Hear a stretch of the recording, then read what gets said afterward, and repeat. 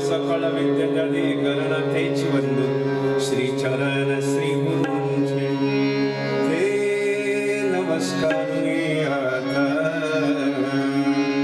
ओम नमः पार्वती पते हर हर महादेव गोपाल कृष्ण भगवान श्री गुरुदेव गुरु जनार्दन स्वामी महाराज की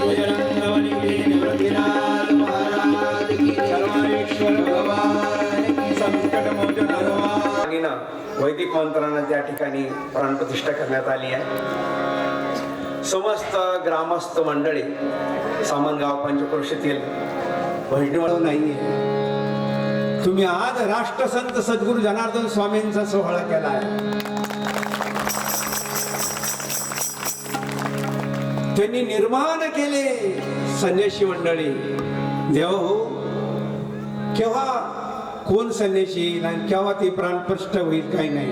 म्हणून जनार्दन स्वामींनी हजारो संन्यासी साधू ब्रह्मश्रम भरपूर आहे, साधू भरपूर आहे, खूप मंडळी.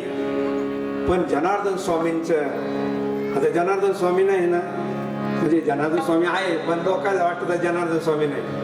अहो होते तेव्हा आपल्याला पालखीमध्ये दिसायचे, प्रत्यक्ष दिसायचे. आता प्रत्येकाच्या अंतःकरणात जाऊन बसलेले आहे. आणि म्हणून जेव्हा जेव्हा देवा आणि म्हणून मोठ्या आनंदाने तुम्ही स्वागत केलं. अतिशय आज जनार्दन स्वामी प्रत्यक्ष पाहत असतील, तिथं पाहत असतील. आता बाबाजींचं कसं स्वागत केलंय. विसरले का लोक? 35 वर्ष झाले, लोक विसरले का काय? पण त्यांना आज खूप आनंद झाला असेल का नाही?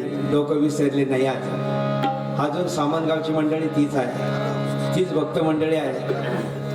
आज काय काय तिसरी चौथी पिढी आहे. सगळे बाबाजी म्हणतात, बाबाजी बाबाजी बाबाजी बाबाजी. हा किती गौरव चालला. आणि म्हणून असा सोहळा आज आपल्याला पाहायला भेटतोय. आणि म्हणून चरितम देव दिवस महादेवस्य पावनम अपार परमोद्धारम चतुर्वर्गस्य साधनम.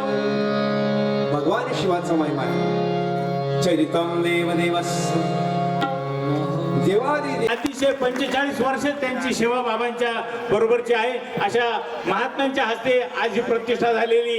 एवढं त्या ठिकाणी सांगतो, बाबाजींचं खरोखर प्रेम होतं.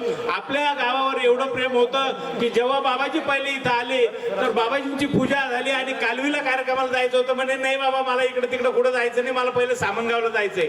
सामनगावला बाबाजी इथं आले. या ओठ्यावरती जेव्हा प्रवचन झालं, आजही तुम्ही नवीन मंडळी करता मी सांगतो, मुलांना करता सांगतो की जेव्हा बाबाजींची डोली तिथून पालखी निघाली, पंचक्रोशीतले कमीत कमी 1,00,000 सव्वा लाख लोक त्यावेळेस होते.